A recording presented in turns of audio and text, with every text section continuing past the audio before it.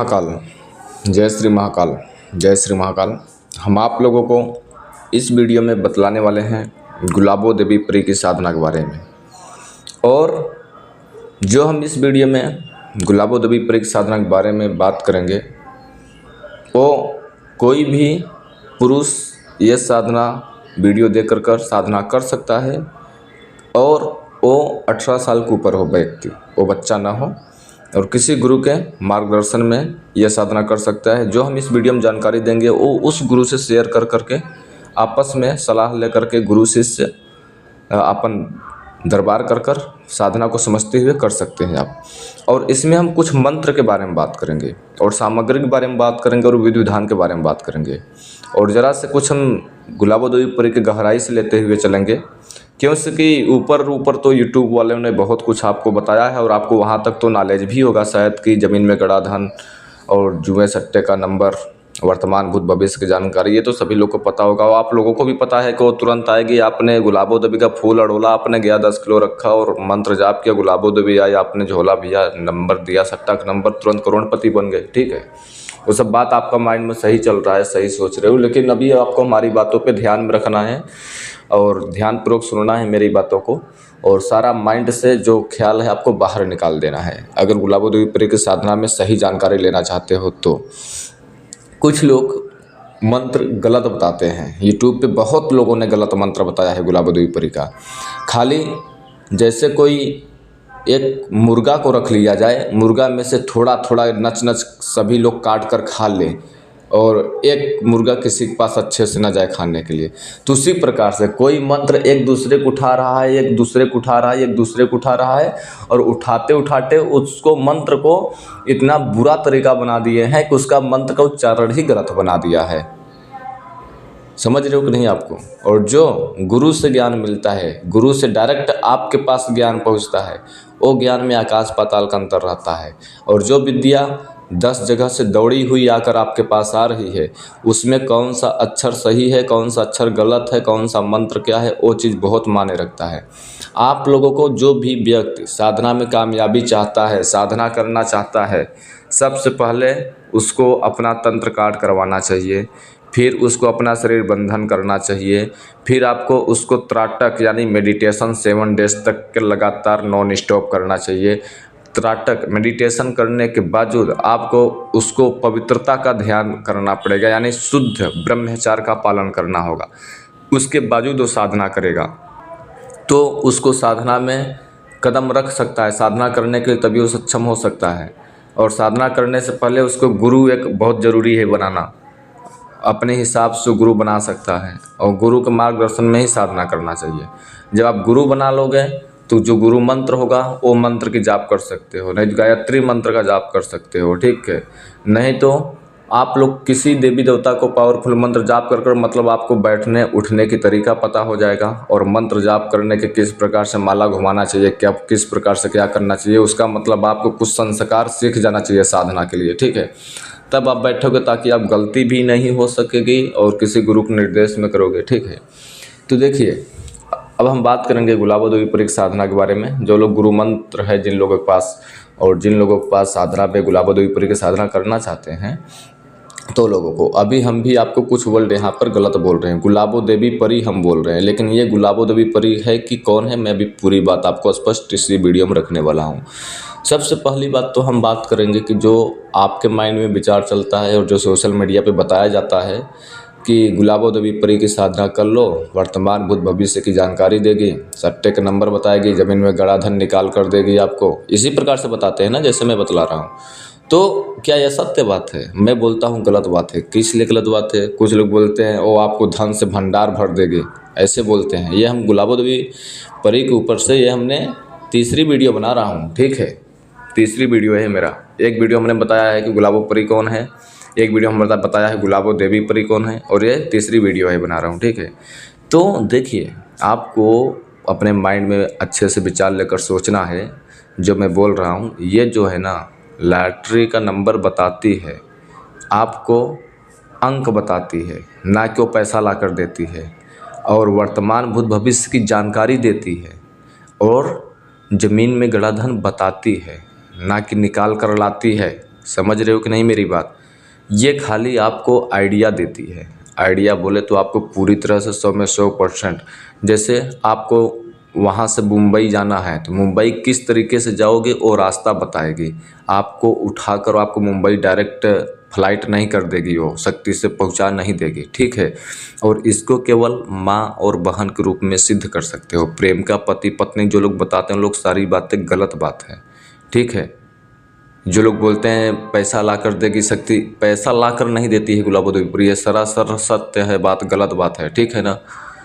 ये पैसा ला कर नहीं देती है, आपको सट्टेक नंबर बताती है, वर्तमान भूत भविष्य की जानकारी बताती है, ज़मीन में गड़ा धन बताती है, कौन उसके ऊपर प्रेत है और कैसे उसको हटाया जाएगा उसके बारे में बताती है, कोई जड़ी बूटी है उसके बारे में बताती है।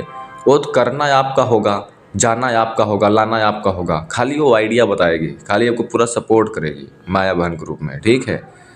ये बात आप लोग पहली बात माइंड में ध्यान रख लो।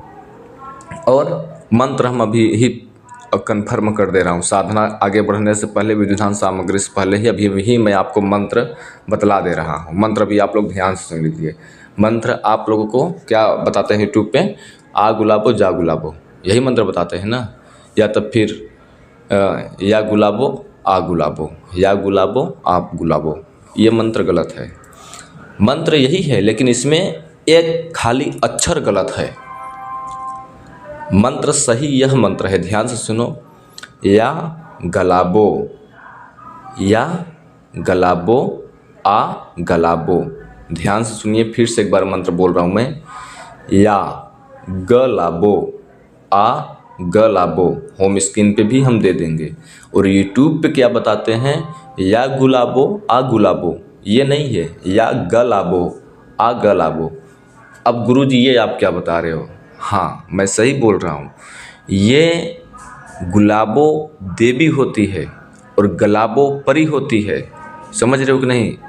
गलाबो परी होती है और गुलाबो देवी होती है, क्योंकि मैंने पिछली वीडियो में गुलाबो देवी और परी का कन्फर्म किया हूँ और गुलाबो परी कैसे बनी है ये भी मैं बता रहा हूँ। और गुलाबो देवी भी होती है, गुलाबो परी भी होती है, लेकिन यही है गुलाबो परी ही, लेकिन इसका नाम मंत्र जो है ना, इसका गलाबो बोलना है।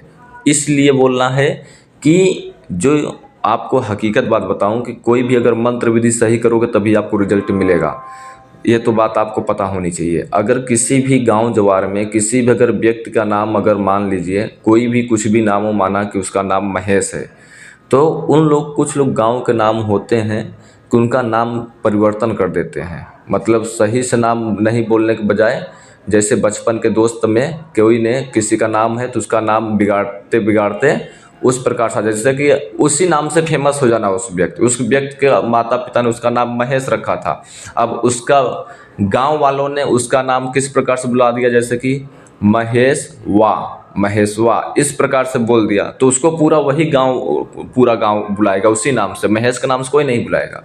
समझ रहे हो? कभी कभी ऐसा होता है, आपने कभी जानते होंगे अगर ग्रामीण क्षेत्र से होंगे तो, या तब फिर आप सिटी में भी होंगे तो कोई लोग ईर्ष्यापन या तब फिर उसको अपनापन ही देते हुए नाम चेंज करते रहते हैं। चेंज करते रहते नहीं है, मतलब उसका नाम में बदलाव आ जाता है लास्ट में, ठीक है। तो उस प्रकार से इसका नाम गुलाबो ही है, लेकिन जो गुलाबो परी है जिस गांव में रहती है उसका पूरा वीडियो बनाया हूँ, जाकर देखो आप। वहाँ पे सब लोग गुलाबो गुलाबो बुलाते बुलाते इनका नाम गलाबो गलाबो बुलाने लगे थे, गलाबो गलाबो इनको बुलाने लगे थे, गुलाबो ना बोलने के बजाय, ठीक है, उन पूरे गांव के लोग ने। ये बात आपको ध्यान रहे। तो इसलिए मंत्र सही स्पष्ट यही है, या गलाबो आ गलाबो। और दो सवाल आप लोगों को और होए, जो कि कुछ लोगों ने कमेंट करते हैं, गुरुजी क्या परियां पंख में सामने फेस टू फेस दिखाई देती हैं? जी हाँ दिखाई देती हैं, आप देखने की क्षमता रखो, आप उसके योग्य हो तो आपको दिखाई क्यों नहीं देंगे, लेकिन हाँ पंख के साथ में ही आती हैं। आपके पास आकर वो पंख लगाती नहीं हैं, वो उनके पास पंख रहता ही है, ठीक है, उसी के माध्यम से वो अपना सफ़र करती हैं, उसी प्रकार से वो उड़ान भरती हैं, ठीक है। अब इसका हम जरा से ध्यान करेंगे साधना की ओर। मंत्र तो आपने समझ लिया, अगर आपको मेरी बात गलत लगता है तो आप लोग जाकर दूसरी वीडियो देख सकते हो, ठीक है। मंत्र हमने आपको बता दिया है, ठीक है। मंत्र होम स्क्रीन पे भी मैं दे दूंगा। और जो ये साधना करना है, कैसे करना है, ध्यान से ध्यान देना है अभी आपको ये साधना दो प्रकार से की जाती है।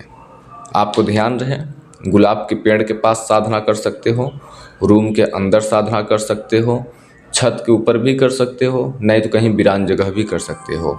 अगर वीरान जगह घर के बाहर कर रहे हो या छत पे कर रहे हो या रूम के अंदर साधना कर रहे हो तो फूल की मात्रा अत्यधिक लगेगी, यानी प्रतिदिन 1 से 1.5 kg गुलाब का फूल, ठीक है।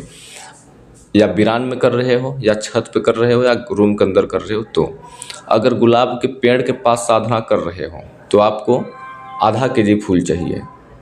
यही खाली अंतर है, बाकी जो हम साधना विधान अभी बतलाने वाले हैं सेम टू सेम वही प्रोसेस रहेगा, ठीक है। मेरी बात पे आपको ध्यान देना है, क्योंकि जहाँ पर आपने वो साधना कर रहे हो वहाँ पर पहले ही ऑलरेडी ही एक फूल का पौधा है और वो भी गुलाब का पौधा होना चाहिए, दूसरे पौधे के पास कर भी नहीं सकते हो। और साधना करने से पहले आपको 7 दिन तक के ब्रह्मचार्य का पालन करना है। साधना स्टार्ट करने से पहले 7 दिन तक ब्रह्मचार्य का पालन करना है। फिर आपको अपने रूम में पहले पूरी तैयारी बनानी है। आपको रूम पूर्ण रूप से साफ़ सुथरा कर देना है। घर में किसी भी प्रकार का फ़ोटो वगैरह हो और किसी का व्यक्ति का हो या जानवर का हो या पशु किसी भी प्रकार का इमेज फ़ोटो हो उसको घर से बाहर निकाल दिया, यानी उस रूम से दूसरे रूम में रख दें, ठीक है। किसी ने यह सवाल किया था, गुरुजी क्यों आप ऐसे बोल रहे थे कि इसको डिटेल में बताओ कि आप घर में जो फ़ोटो है परी या किसी अप्सरा की साधना करते टाइम पर आप बोलते हैं कि घर से बाहर फ़ोटो निकाल दें। क्योंकि देखिए ये सब छोटी मोटी बातें हैं, इसलिए मैं डिटेल में नहीं बताता हूँ। आपने सवाल किया, मैं बतला रहा हूँ कि घर में अगर किसी देवी देवता का फोटो है या तब फिर मरे हुए व्यक्ति का आपके घर का किसी परिजन का फोटो है या तब फिर और किसी अदर अन्य प्रकार के फोटो है तो वो सब चीज़ें हैं ना जो कि आपको वहाँ साधना जहाँ पे आप कर रहे हैं वहाँ पे उनका जो प्रत्यक्षीकरण है उन पे आपको आकर प्रॉब्लम हो सकती है। क्योंकि आप लोगों को पता है कि मरे हुए व्यक्ति का फ़ोटो नहीं रखनी चाहिए घर में, या अपना सदस्य हो किसी और का हो, ठीक है। रखने का अगर इतना विचार है तो उस रूम से रख के बाहर रख दो, साधना खत्म हो जाए तो फिर से ला कर रख दो। अगर गुरुजी आप भगवान को भी बोलते हैं तो भगवान को फोटो इसलिए हम बोलते हैं क्योंकि जैसे बजरंगबली हो गए, काली माँ हो गए, इस प्रकार से अगर किसी भी प्रकार के फ़ोटो आपने लगाया है तो उनकी शक्ति बहुत उग्र कोटि की है। मेरी बात समझ रहे हो कि नहीं। और जो अप्सरा परियां होती हैं वे कोमल शरीर वाली होती हैं, समझ रहे हो कि नहीं। इसीलिए परी अप्सरा का लोग ज़्यादा साधना करते हैं क्योंकि ये लोग जल्दी सफल कर देते हैं, साधना जल्दी संपन्न हो जाती है साधना। बजरंगबली के ओनली कृपा प्राप्ति की पूजा पाठ की जाती है, बहुत लोग करते हैं और साधना उन लोगों को बहुत कम करते हैं, समझ रहे हो। जो कि कृपा प्राप्ति करने के लिए बजरंगबली, शंकर जी, काली माँ का पूजा करते हैं, उनका प्रत्यक्षीकरण दर्शन या तो फिर वैसा विद्युदान साधना बहुत कम ही लोग करते हैं। यह बात आपको ध्यान रखना चाहिए, इसलिए हम बोलता हूँ, ठीक है। आपको ये साधना करने से पहले 7 दिन तक के बाल ब्रह्मचार्य का पालन करना है अच्छे से, ठीक है। आपको रूम के अंदर पूर्ण रूप से साफ़ सुथरा वस्त्र, गंदे कपड़े, वस्तु पूरे निकाल देना है बाहर। रूम पूर्ण रूप से साफ़ कर लेना है एकदम। लगे तो आपको 100-500 रुपये खर्च कर आप अपना रूम एक बार नया कलर से पेंट करा देना है, ठीक है। एक ही कलर अच्छे से करना साधना। लेकिन अपने रूम के अंदर बैठ जाना है, अपने पूरे रूम के दीवार जो है उसमें गुलाब के माले जो होते हैं ना वो मतलब टांग देना है, बोले तो लगा देना है। ऐसे आपको करना है पूरे रूम के अंदर। पूरे रूम को गुलाब के मालों से सजा देना है, प्रतिदिन सजाना है नया फूल ला करके, ठीक है। और साफ़ सुथरा वस्त्र पहनेंगे और जब आप स्नान करेंगे तो बाल्टी में पानी में जो है गुलाब जल या तो फिर हल्दी, 2 में से एक चीज़ डाल कर आपको स्नान करना है। स्नान ऐसे करना है कि आपका कोई शरीर अधभिगा ना हो, ठीक है। और आपको गुलाबी कलर या लाल कलर का कपड़ा पहन लेना है। बिना सिला हुआ हो तो और अच्छी बात है, नहीं तो कोई बात नहीं है, ठीक है। और रूम के अंदर बैठना है पूर्व की दिशा होकर के, ठीक है। लाल आसन पे बैठेंगे, लाल वस्त्र पहनेंगे, पूर्व की दिशा मुँह करके बैठ जाएंगे। आपको एक घी का मिट्टी के बर्तन में जलाना है, दीपक जलाना है, देसी घी का, गाय का। मिट्टी के बर्तन में प्रतिदिन दीपक जलाना है और उसको प्रतिदिन वहाँ पर साफ़ सफाई अपने हाथ से करना है। दीपक पॉलीथीन में भरना, उठाना, सफाई करना, पोछा लगाना सब आपको अपने हाथ से करना है, ठीक है। और जब तक कि आपकी ये साधना चलेगी, रूम के अंदर कर रहे हो तो किसी को बताना नहीं है और उस रूम के अंदर किसी को आने जाने नहीं देना है, ठीक है। आपको वहाँ पर जहाँ पर आप साधना कर रहे हो एक लाल कलर का फ़ोटो निकलवाएं किसी अच्छी खूबसूरत स्त्री की कम उम्र की, ठीक है, या वॉलपेपर मोबाइल से निकला के प्रिंट निकलवा लें। वहाँ पर एक बाजोट बनाएंगे, वहाँ पर वो गुलाबों परी के समर्पित यानी उनके प्रतीक आपको एक फ़ोटो वहाँ पर सामने रखना है। वहाँ पर कुछ फूल के उड्ड बनाना है, उड्ड बोले तो कुछ 6 इंच तक के ऊंचा गुलाब के फूल उनके सामने रखना है, एक फूल के ऊपर एक फूल के ऊपर, इस प्रकार से, ठीक है ना। और आपको जब फूल रखेंगे तो आपको मन में सोचना है कि ये मैं इनको फूल अर्पित कर रहा हूँ, ऐसे मन में सोचते हुए, ठीक है। और रुद्राक्ष के माला से या तो फिर चंदन के माला से जो मंत्र मैं बतला रहा हूँ उसका आपको 11 माला मंत्र की जाप करना है। मंत्र जो हमने बतलाया है वही मंत्र है। एक बार आपको लगे तो मैं फिर से मंत्र बोलकर सुना दे रहा हूँ। या गलाबो आ गलाबो, या गलाबो आ गलाबो। आपको याद ही हो गया होगा मंत्र, ठीक है। आपको इस मंत्र को 11 माला मंत्र की जाप करना है। साधना रात्रि 9 दिन तक के चलेगी ये साधना।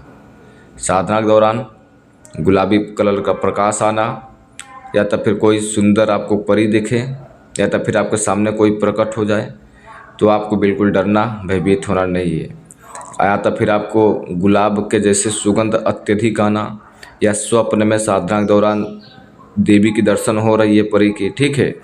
या तो फिर मन में आपको शांति लगे, या तो फिर आनंद के भाव लगे, या तो फिर किसी भी स्त्री को आपको आकृति प्रकट होने के लिए दिखे, इस प्रकार से अनुभव हो, तो आपको घबराना, विचलित नहीं है, नियंत्रण नहीं तोड़ना है, ब्रह्मचर्य का पालन करना है, किसी को बताना नहीं है, गुरु को छोड़ कर किसी को नहीं बताना है, ठीक है।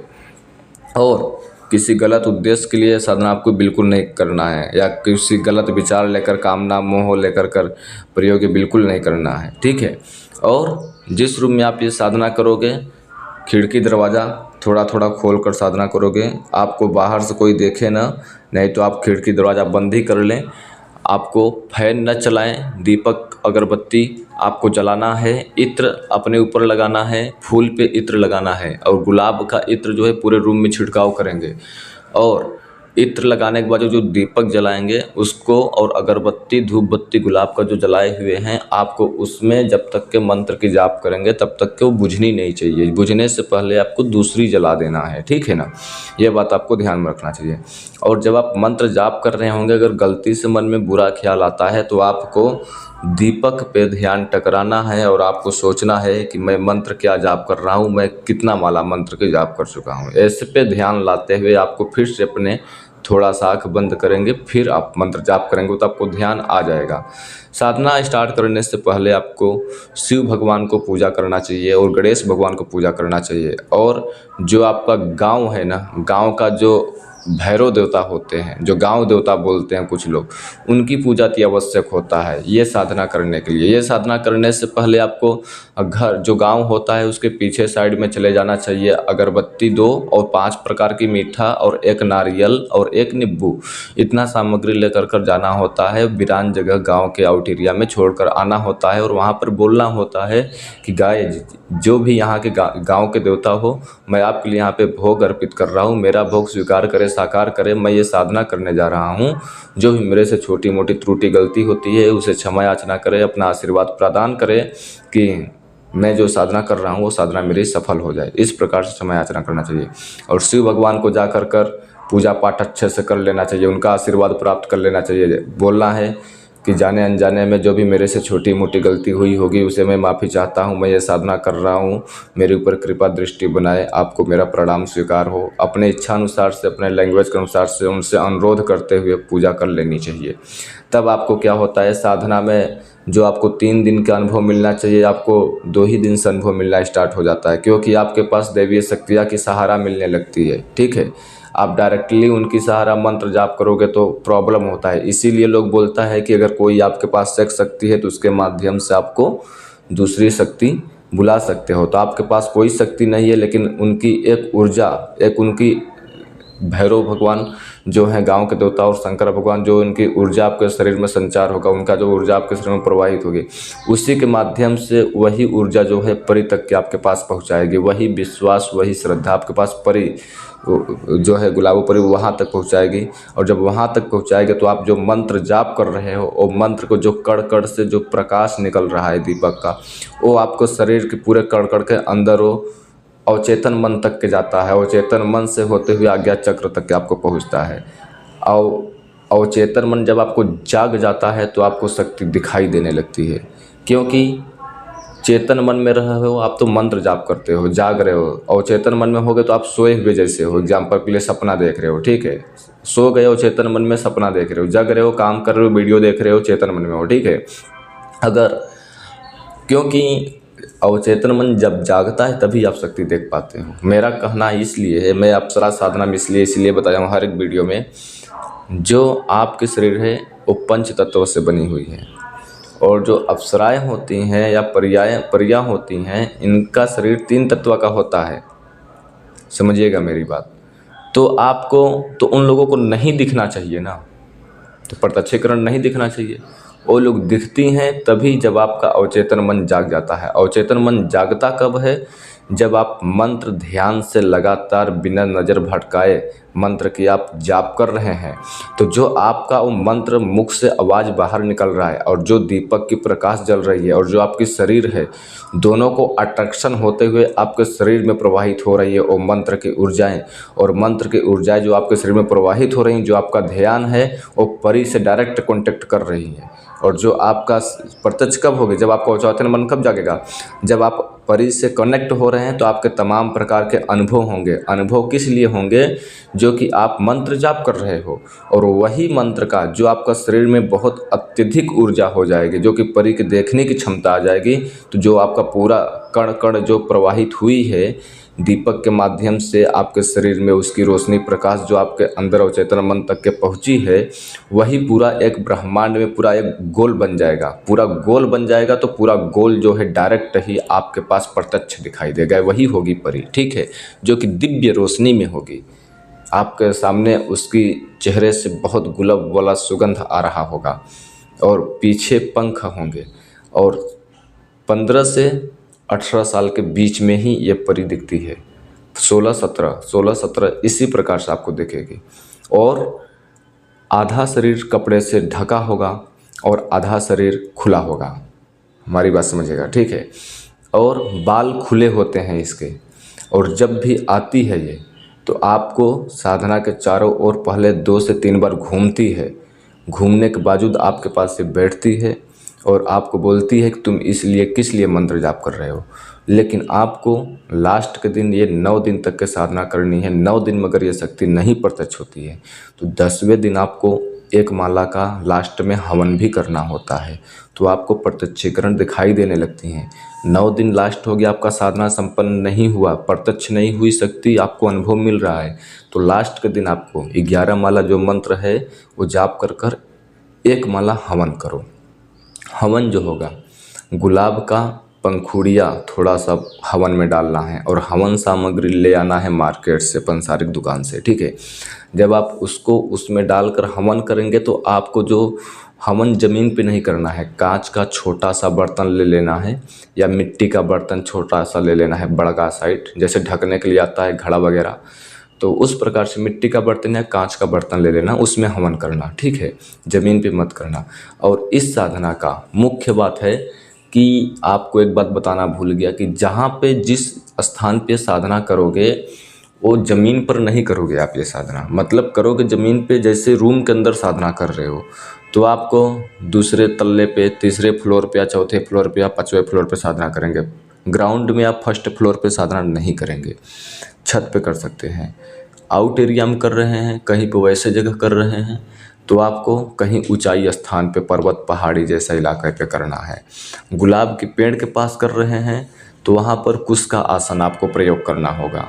लेकिन रूम के अंदर कुश का आसन प्रयोग नहीं कर सकते हैं। कुश का आसन वहाँ प्रयोग किया जाता है जहाँ पर खुले आसमान में साधना कर रहे हैं।